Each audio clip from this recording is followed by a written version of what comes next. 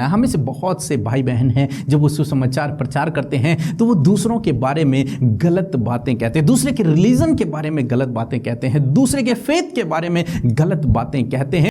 Praise the Lord. दोस्तों, हम आपका स्वागत करते हैं आज के बाइबल अध्ययन में। और आज हम बाइबल अध्ययन करेंगे एक वचन से, मत्ती रचित सुसमाचार उसका 10 अध्याय और 16 पद से, जहां पर कुछ इस प्रकार से लिखा है, देखो मैं तुम्हें भेड़ों के समान भेड़ियों के बीच में भेजता हूं, इसलिए सांपों के समान बुद्धिमान और कबूतर के समान भोले बनो।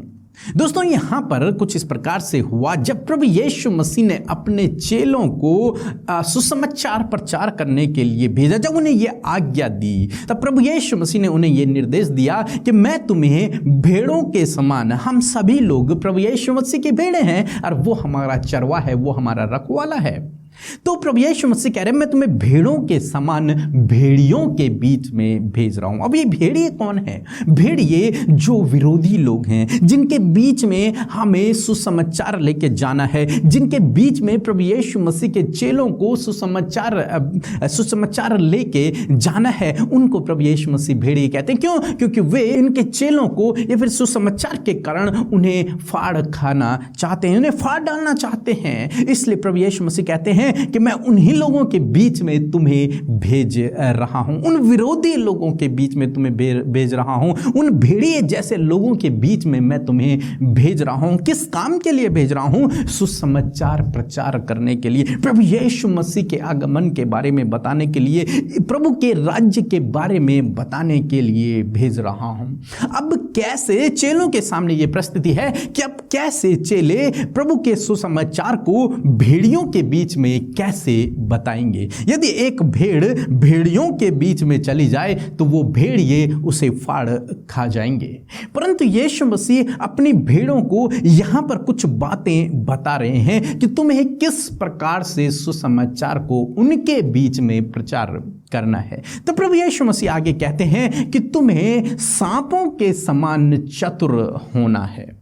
यहाँ पर प्रभु यीशु मसीह ने एक सांप का उदाहरण दिया कि जिस प्रकार से सांप चतुर होता है, वो अपने खतरे को देखकर, खतरे का आभास करके पहले से ही पहचान जाता है और वहां से निकल जाता है। सांप चतुर होता है, सांप बुद्धिमान होता है।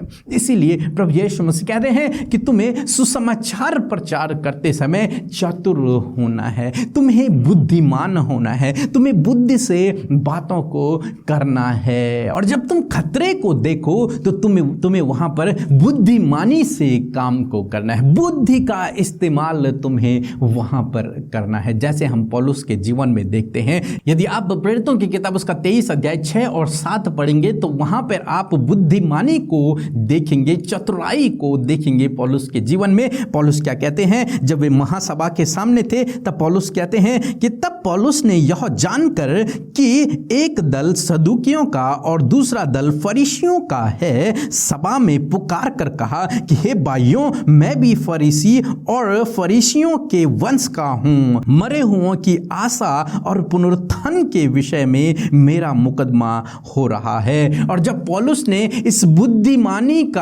बुद्धिमानी से इस बात को वहां पर कहा तो जो सदूकी थे और जो फरीसी थे उनके बीच में वाद विवाद उत्पन्न हो गया और वो एक दूसरे से लड़ने लगे। यहां पर पौलुस ने बुद्धिमानी से काम किया। यही प्रभु यीशु मसीह कह रहे हैं कि तुम्हें सांप के समान चतुर होना है, अपनी बुद्धि का इस्तेमाल करना है, कहां पर कौन सी चीज बोलनी है वो तुम्हें पता होना चाहिए, बुद्धि का इस्तेमाल करना है, तुम्हें चतुर होना है। खतरे को देखते हुए तुम्हें चतुराई से काम को करना है। और जब हम यीशु मसीह के जीवन में देखते हैं तो बहुत से फरीसी लोग, बहुत से विरोधी लोग प्रभु यीशु मसीह को फंसाने के लिए हर बार कुछ न कुछ प्रश्नों को, कुछ न कुछ बात किया करते थे और प्रभु यीशु मसीह उन्हें चतुराई से जवाब दिया करते थे और उन्हें प्रभु यीशु मसीह में कोई भी दोष नहीं मिलता था। फिर प्रभु यीशु मसीह अपने चेलों से कहते हैं कि तुम्हें कबूतर के समान भोले भी बनना है। चतुर तो बनना है परंतु भोले भी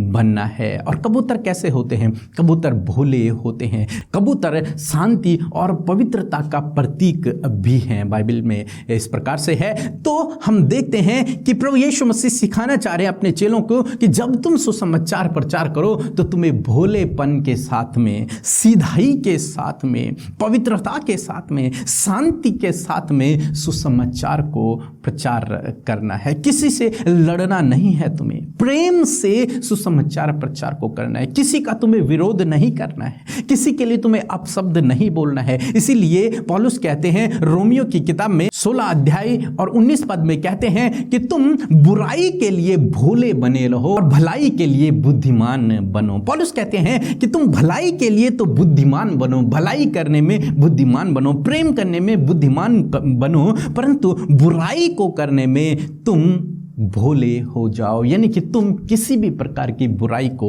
न करो, यानी कि तुम ऐसे काम ही न करो जिसके द्वारा तुम्हारा विरोध उत्पन्न हो। सो दोस्तों, मैं आशा करता हूं कि आप समझ गए होंगे कि प्रभु यीशु मसीह अपने चेलों को, यानी कि आपको और मुझे क्या सिखाना चाह रहे हैं कि हमें कैसे सुसमाचार को प्रचार करना है। हमें से बहुत से भाई बहन हैं जब वो सुसमाचार प्रचार करते हैं तो वो दूसरों के बारे में गलत बातें कहते हैं, दूसरे के रिलीजन के बारे में गलत बातें कहते हैं, दूसरे के फेथ के बारे में गलत बातें कहते हैं, जिस कारण से वो ठोकर खाते हैं, वो अपने आप परीक्षा में पड़ जाते हैं। परंतु प्रभु यीशु मसीह हमें ये करने के लिए नहीं सिखाते हैं, बल्कि प्रभु यीशु मसीह से शांति से, प्रेम से, कबूतर के समान भोले बनकर बातचीत करना सिखाते हैं, सुसमाचार को प्रचार करना सिखाते हैं और चतुर बनना, तेज बनना या फिर बुद्धिमान बनना सिखाते हैं। तो दोस्तों, यदि आप इस प्रकार से कार्य करेंगे तो प्रभु आपको पौलुस पतरस की तरह अपने सेवकाई के लिए बहुत अधिक